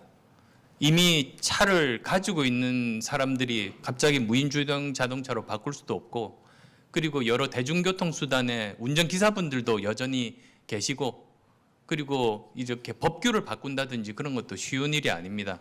그래서 시간이 아주 많이 걸릴 수밖에 없습니다. 우리나라뿐만 아니라 대부분의 국가들이 그렇습니다. 그런데 북한은 지금 한 사람만 결정하면 바로 그 다음 날부터 제도도 바꾸고 도입이 가능하기 때문에 그 거대한 그런 그 여러 가지 새로운 기술에 대해서 도입할 수 있는 굉장히 좋은 전초기지 역할을 할 수 있다고 생각합니다. 그게 또 유발 하라리 그 호모 데우스라는 책을 통해서 유발 하라리도 그런 생각을 밝힌 바가 있습니다. 또 하나는 저 경평 축구 같이 볼거리만 생각하는 것보다 그건 박원순 시장의 공약이기도 합니다만 경평 해커톤이 저는 굉장히 바람직하다고 생각합니다. 북한에 굉장히 많은 사이버 전사들이 있습니다. 사실 남북 정상회담 이후에도 지금 북한의 그 해커 그 사이버 군대가 우리 대한민국 공격을 계속하고 있다는 월스트리트 저널의 그 기사도 있습니다. 근데 이 사람들을 양지로 끌어내기 위해서는 해커톤이 뭐냐면 그런 IT 기술자들이 모여서 하나의 목표를 세우고 그걸 달성하기 위해서 몇 날 며칠 밤을 세우면서 경쟁하는 겁니다. 그래서 마지막에 그걸 완수하는 사람이 우승자가 되는 그런 방식인데 그런 것들을 통해서 우리나라가 필요한 그런 IT 인재들, 특히 부족한 인공지능 전문가들로 만들 수 있습니다. 그렇게 되면 우리나라도 그렇고 굉장히 많은 혜택들을 많이 볼 수 있는 방법 아닌가 생각합니다. 예, 그 4차 산업혁명 그 북한 개발하는 말씀 저도 인터뷰에서 봤는데요. 좋은 말씀이신 것 같아요. 근데 이제 그 의문이 드는 게 그렇게 4차 산업혁명을 막바로 북한에 이렇게 도입해서 개발을 하려면 그 투자비 비용이 많이 들 것 같다는 생각이 들더라고요. 그거를 어떻게 그 마련해야 되는 건지. 그 민간 차원에서 해야 된다고 보시는 거죠?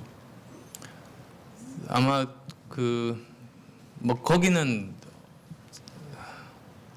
얼마 전 그 포춘에서 계산한 게 있습니다. 거기 보면 앞으로 10년간 2천조 원으로 추산하는 그런 게 있습니다. 그게 보면 북한의 인프라 투자를 포함해서 여러 가지까지 다 계산해서 아마 나온 걸 겁니다. 그러니까 그 엄청난 이제 돈인데 그건 필요한 부분들에 대해서는 이제 그 국가 재정으로 또 사업성이 있는 부분들에 대해서는 그 민간 투자 유치, 외국의 투자 유치 또는 그 세계은행 이런 여러 가지 방법들이 있지 않겠습니까? 그래서도 이런 부분들에 대해서 저는 정부가 지금부터 여러 가지 세밀한 대비들을 하고 계산을 하고 해야만 된다고 생각합니다. 그게 뭐 꼭 국민들께 지금 당장 그걸 알릴 필요는 없습니다. 그렇지만 정부는 반드시 그런 부분들 꼼꼼하게 대비해야 우리가 제대로 비핵화 이후 산 넘어 산 비핵화 이후에 이제 교류까지도 대비할 수 있는 것 아니겠습니까?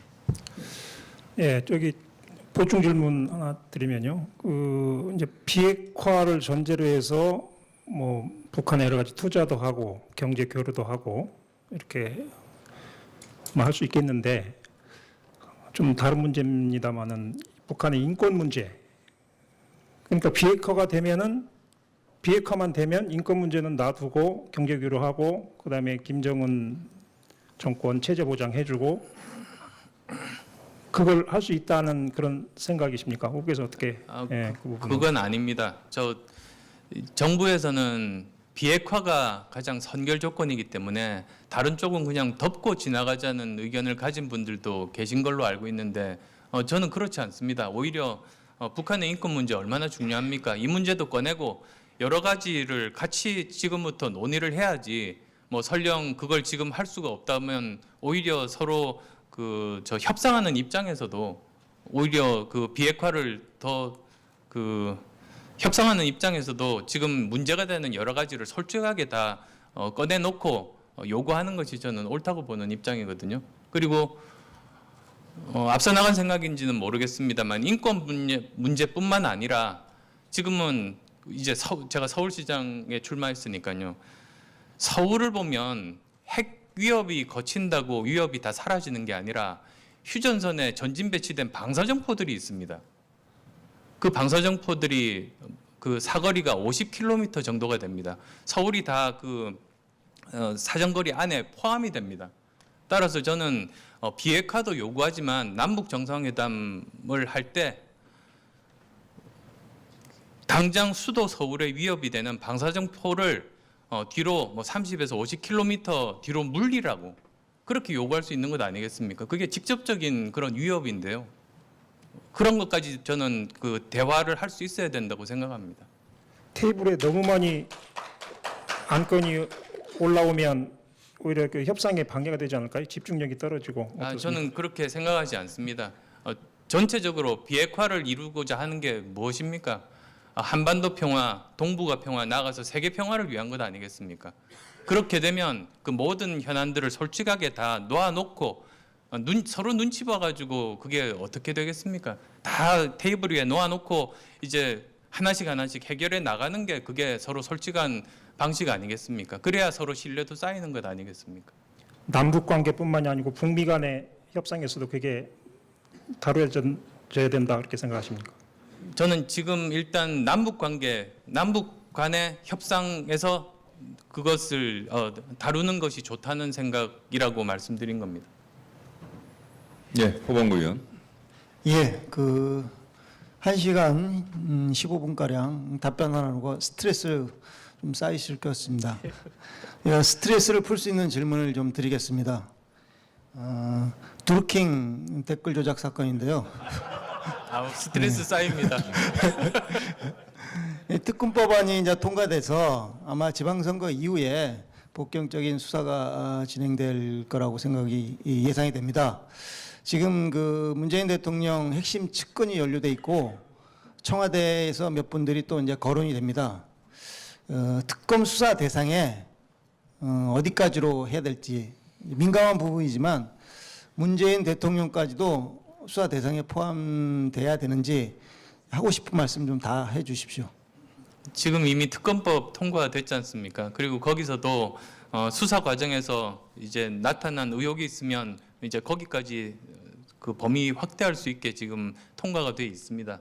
따라서 지금 현재 이제 밝혀진 것이 김경수 전 의원 그리고 송인배 이번에 북한까지 갔다 온 현 그 제1부속 비서관까지 있습니다.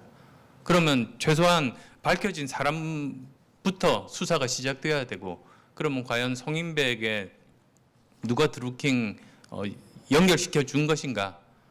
아무나 그렇게 그 송인배 비서관에게 그 연결시켜 주지는 못합니다.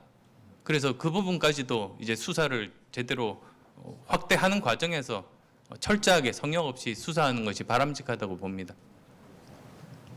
혹시 아무나 소개시켜 주지 못한다고 말씀하셨는데 아무나에 뭐 짐작되시는 분 있으십니까? 그건 수사 과정에서 밝혀질 것 아니겠습니까? 하나 더 여쭙는다면 그 경찰하고 검찰의 태도가 계속 국민들로부터 불만을 샀는데 검경에 대해서도 하고 싶은 말씀 혹시 있는지? 지금 검찰, 경찰 태도를 보면 아직도 정신 못 차렸습니다. 그리고 검경 수사권 조정이 있는데 국민들이 이렇게 되면 도대체 누구를 신뢰해서 수사권을 맡길 건지도 이제는 정말 절망적인 그런 상황 아니겠습니까? 결국은 그래서도 이번에 보면 누구한테 권한을 검찰의 권한을 경찰에게 주고 이런 조정이 중요한 것이 아니라 어떻게 하면 권력으로부터 자유롭게 독립적으로 수사할 수 있는지 또는 인사권이 핵심이라는 생각을 다시 한 번 더 하게 됩니다. 그래서 그냥 여기 있던 권한 저기 주는 것이 아니고 실질적으로 그 독립적인 수사권을 행사할 수 있는 그 방법으로 개혁되는 게 진정한 검찰 개혁이고 경찰 개혁이다라고 생각합니다. 예, 드루킹 사건이 검찰과 경찰 개혁까지 이어졌습니다. 신정수 의원이. 예, 드루킹 얘기가 나오니까 후보께서 굉장히 격앙되고 분노하시는 것 같습니다. 하긴 드루킹도 나 때문에 떨어져서 화날 것이다 그렇게 얘기하기도 했지만은 아무튼 피해를 많이 보신 것 같습니다. 그래도 감옥에 있는 사람은 거기입니다. 근데 지난 대선 때 그 일부 여론조사에서 문재인 당시 후보하고 이 격차가 한 3% 포인트까지 좁혀진 적이 있었는데 그때 집중적으로 그 드루킹 일당이 이제 안 후보에 대해서 공격을 했던 것으로 기억합니다. 혹시 그때 그 일이 없었다면 문재인 후보를 이길 수도 있었다 하는 그런 생각 해보신 적이 있습니까? 뭐 지나간 일에 대해서 뭘 상상을 해봐야 뭐 하겠습니까?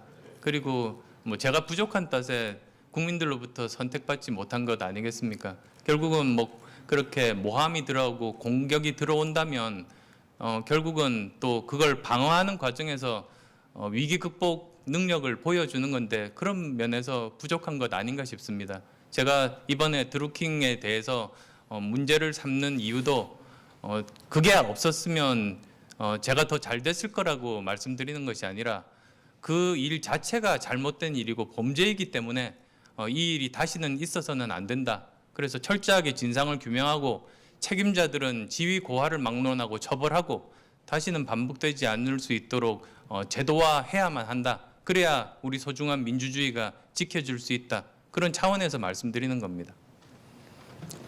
네, 드루킹 사건까지 정치적 사안, 외교 안보의 분야에 대한 질문이 이어졌었습니다.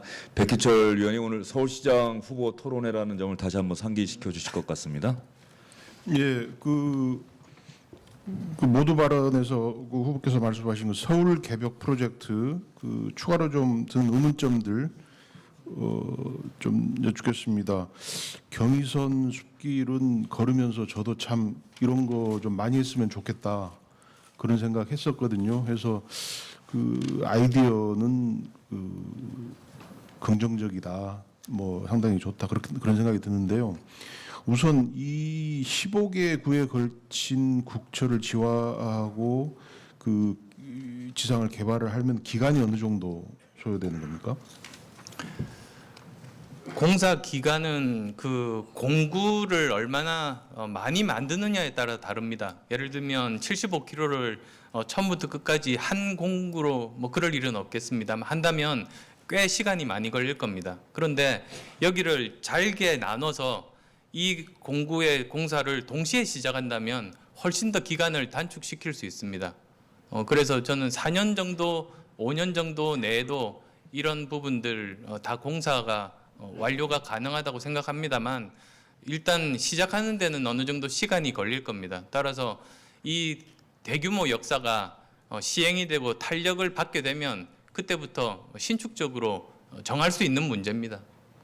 그러니까 서울시장이 되시면 임기 내에 그러니까 완공이 마무리가 되기는 어려운 걸로 임기 내에 완공이 목표가 아닙니다. 일단 시작하면 이 일이 탄력을 받으면 그때부터는 일사천리로 진행이 될 수 있는 겁니다.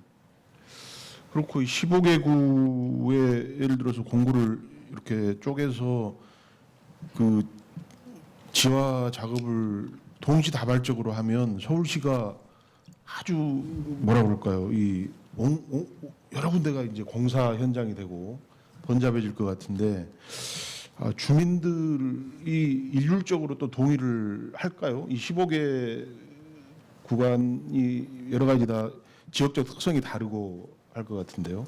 아마 저 지하철 공사할 때 도로 밑에서 공사하느라고 주민들 불편하고 그걸 생각하시는 것 같은데요. 이 공사는 다릅니다. 철도 아래 지하 40m의 공사입니다. 그리고 요즘은 공법이 발달하고 그 터널을 만드는 특수 대형 기계들이 있습니다. 그래서 위에서는 문제없이 그 전차 철도가 다니고 그 아래에서 공사가 진행이 돼서 주민 불편 전혀 없고 열차 운행에도 전혀 지장이 없습니다. 15개 구간의 그 주민분들이 다 동의를 하실 걸로 생각하십니까?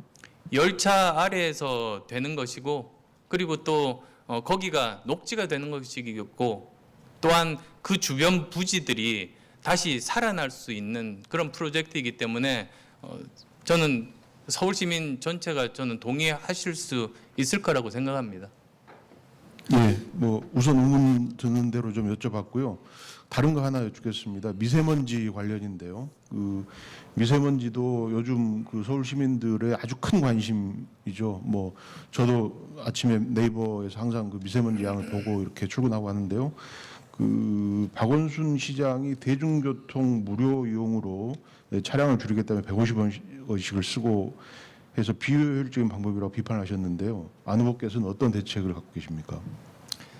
저는 일단 시민들의 안전부터 보호하는 것이 지자체장의 일이라고 생각합니다.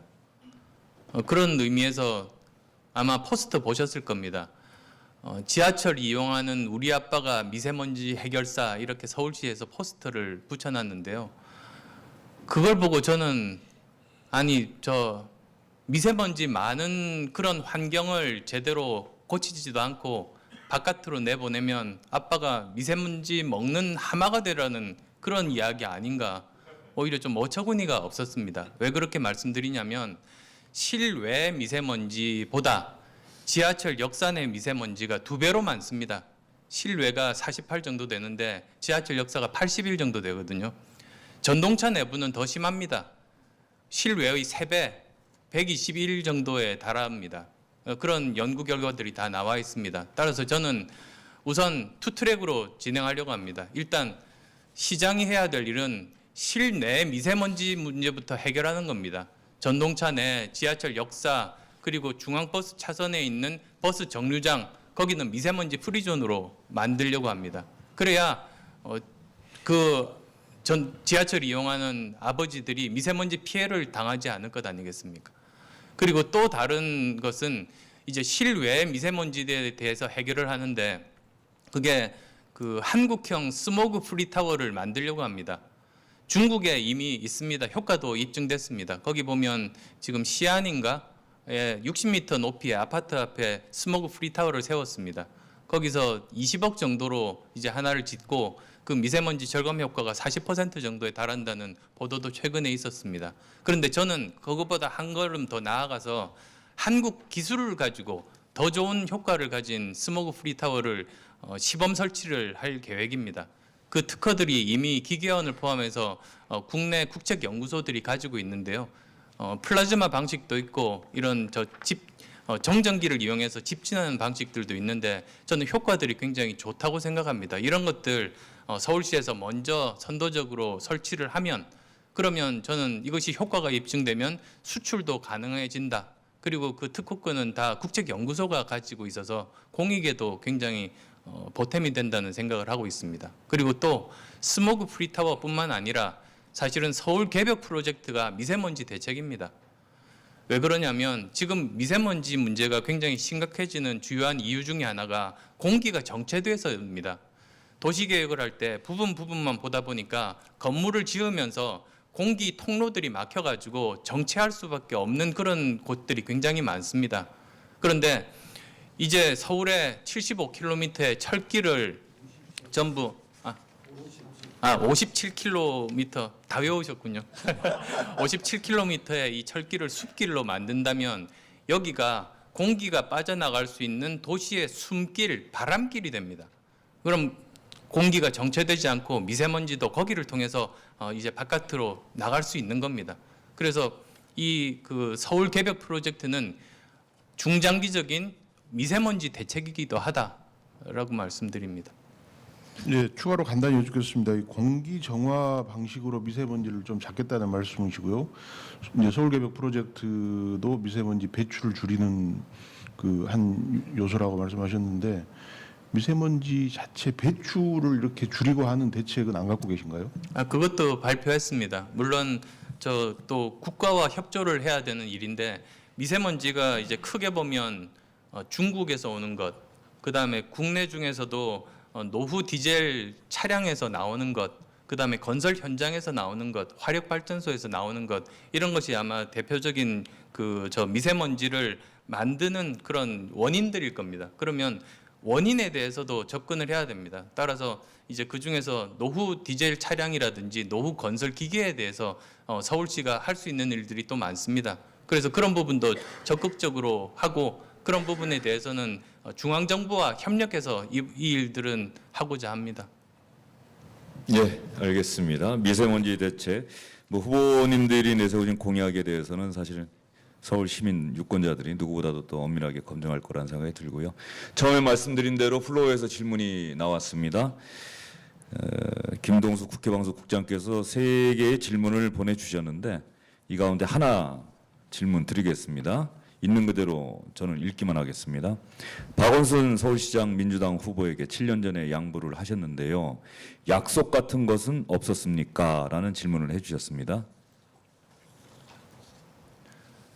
저는 그때 직접 만나서 얼마나 출마 의지가 큰지 그걸 확인하러 만났었습니다. 그리고 이제 출마 의지가 정말로 크고 이번에 출마할 수밖에 없다는 사정 설명을 들어서 그러면 그 시장이 되시면 저도 서울 시민이니까 서울 시민을 위해서 열심히 잘 최선을 다해서 일해달라 그 부탁만 드렸습니다. 네, 약속은 없었다는 말씀이시죠? 예. 예, 고원환 전 관훈 총무님께서 또 질문 보내주셨는데 정치적인 사안입니다. 6.13 지방선거 후에 정계 대개편이 있을 것이라는 관측이 있는데 안철수 후보님은 어떻게 보십니까? 라고 질문을 주셨습니다. 글쎄요, 그걸 누가 예측할 수 있겠습니까? 이 정치인이나 정당은 민심의 바다에 떠 있는 조그만 조각배 아닙니까? 그래서 민심에 따라서 그 뒤집힐 수도 있고 다시 더 이렇게 잘 될 수도 있고 하는 것이 정당입니다. 그래서 저는 지금 뭐 6.13 이후에 어떻게 될 것인가 어떤 예단도 하지 않고 있고 다만 저는 6.13 이후에도 우리 바른미래당의 중심을 잡고 그 다당제의 중심에 서서 꿋꿋이 제 역할을 할 것이라고 믿고 있습니다. 그리고 그를 위해서도 제가 이번에 출마했습니다. 이번 선거 끝나고 나면 바른미래당이 전국에서 골고루 기초의원, 광역의원들을 가진 명실상부한 전국 정당으로 거듭나는 계기가 될 겁니다.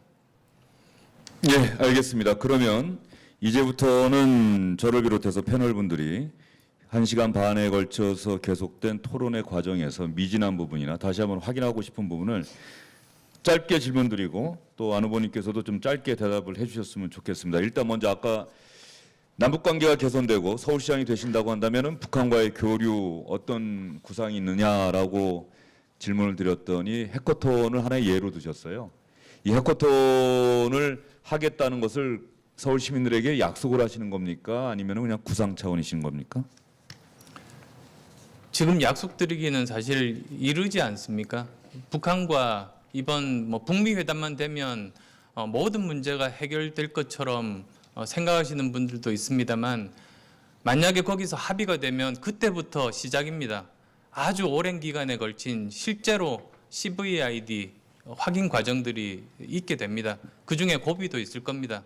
근데 저는 그런 과정마다 국민들이 정치권들이 힘을 모아서 고비들을 슬기롭게 극복하고 결과적으로 북한의 핵 폐기에까지 이르게 되기를 바랍니다. 그래서 저는 지금 해커톤 말씀도 드렸습니다만 그 과정 중에 북한이 그런 의무들을 성실히 수행을 하면 그 과정부터 이제 서울시가 선도해서 시작할 수 있다고 말씀드린 겁니다. 그래서 이걸 어떻게 해야 됩니까?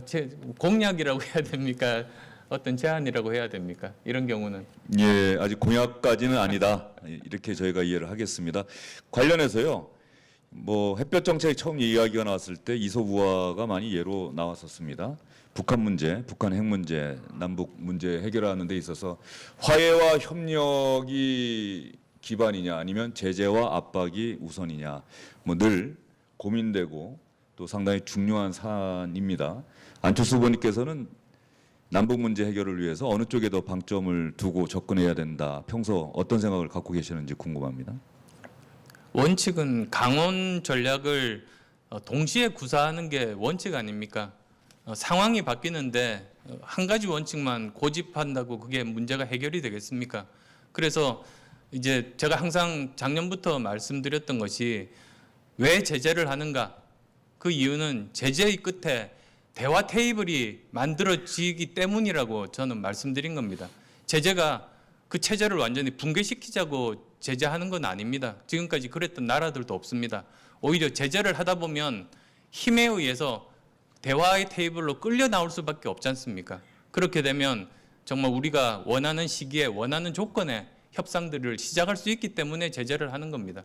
그런 면에서도 저는 그 두 가지를 따로 분리하고 하나만 할 수 있는 것이 아니라 동시에 그 상황에 맞게 구사하는 것이 바람직하다는 생각을 하고 있습니다. 네, 신정수 의원 그동안 미진했던 거 이거 꼭 확인하고 싶다는 질문 하나 해주십시오. 저는 또 아까 그 정책 문제 제가 좀 덜 물어봐서 그 서울 개벽 그 프로젝트 있지 않습니까? 그 굉장히 대규모 사업인데 그게 뭐 국비나 그 시비 투입 없이 순수하게 어떻게 민자 사업으로 이렇게 가능하다고 말씀하셨잖아요. 예, 그게 그렇습니다. 그게 어떻게 가능하죠? 이게 투자를 그렇게 민간에서 할 만한 그런 요인이 있는지 모르겠습니다. 그것이 그 공원을 철로가 있는 곳에 공원을 만듭니다만 그 주변 부지들이 가치가 급상승하게 됩니다. 그동안에 철로 때문에 마치 분단된 지역이 된 그 지역, 생활권이 완전히 분리된 그 지역들이 다시 합쳐지게 되고 그 주변에 또 새롭게 교통 상황들도 정비를 통해서 굉장히 좋아지게 됩니다. 그러면 그 주변 부지 개발에 의해서 굉장히 많은 그 개발 수익들이 나올 수 있게 됩니다. 아마도 수십조 원 정도로 예상이 됩니다.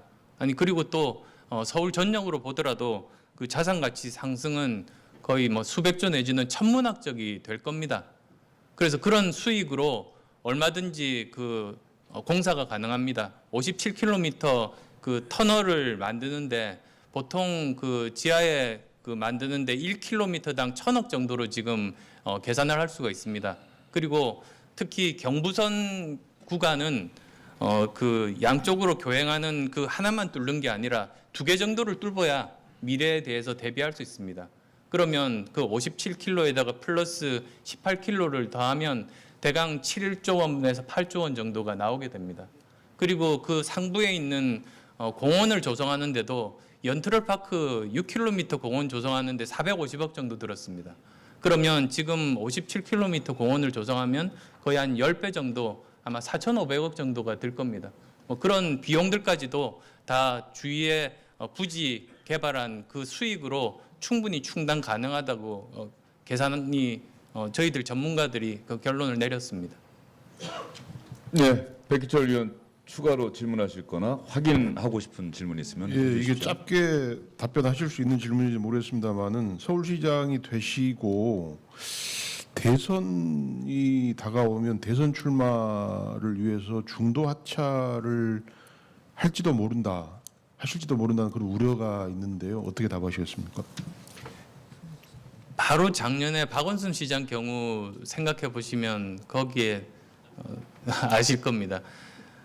박원순 시장이 재선에 도전할 때 본인은 대선 출마 안 하겠다고 약속했습니다. 그런데 결과적으로 작년에 대선 출마 선언을 했습니다. 그렇지만 도중에 경선을 포기할 수밖에 없었습니다.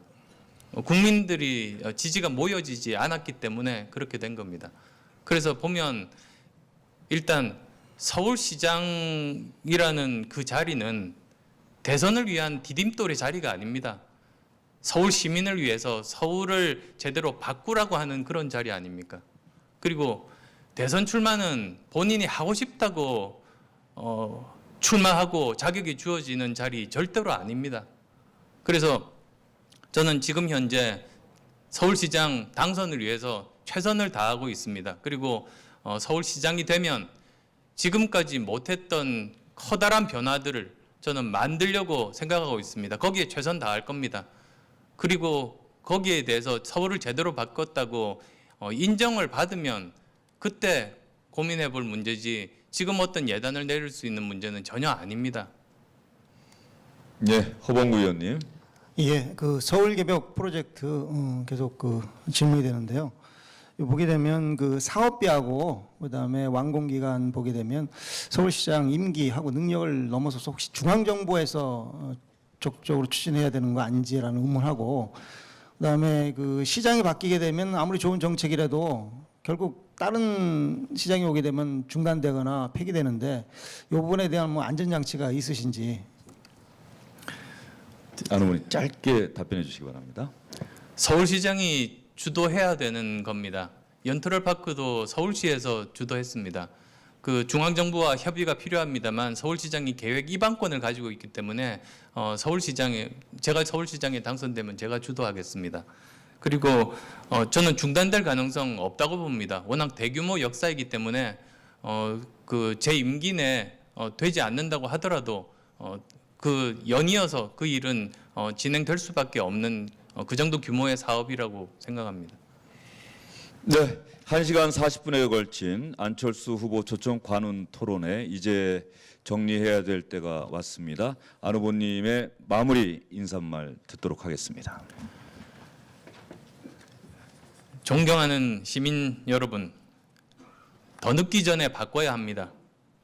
이번 지방선거에서 정부 여당 심판하지 않으면 서민들의 삶은 더더욱 힘들어질 겁니다.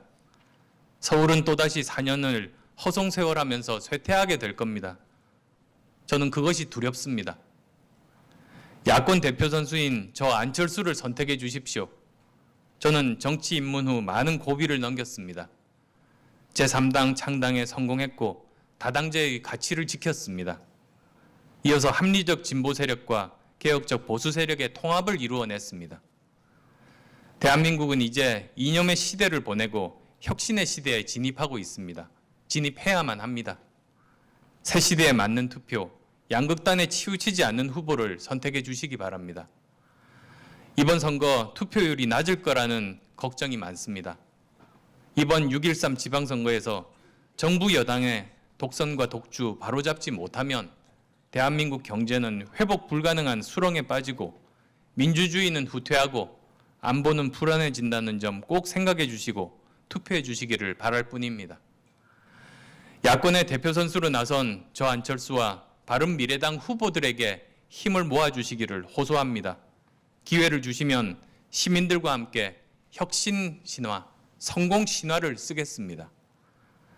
일자리를 지키고 만드는 데는 바람처럼 빠를 것이고 시민의 안전과 생명을 지키는 데는 산처럼 무거울 것입니다. 국민을 위한 일이라면 바람이 되고 산이 될 것입니다. 고맙습니다. 네, 안철수 후보님 수고 많으셨습니다. 패널 분들도 수고 많으셨고요. 이것으로 안철수 후보 초청 관우클럽 토론회를 마무리하도록 하겠습니다. 마무리하기 직전에 관우클럽의 전통에 따라서 안철수 후보님께 기념패를 드리도록 하겠습니다. 관우클럽 총무이신 박승희 중앙선대위 국장께서 직접 나오셔서 안철수 후보님께 기념패를 드리도록 하겠습니다.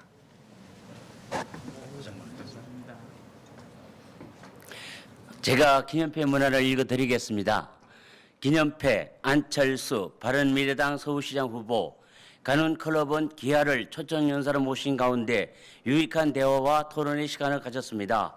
기아와 함께한 소중한 이 자리는 61년을 이어온 관훈클럽의 전통과 더불어 길이 기억될 것입니다. 2018년 5월 29일 관훈클럽 총무 박승희.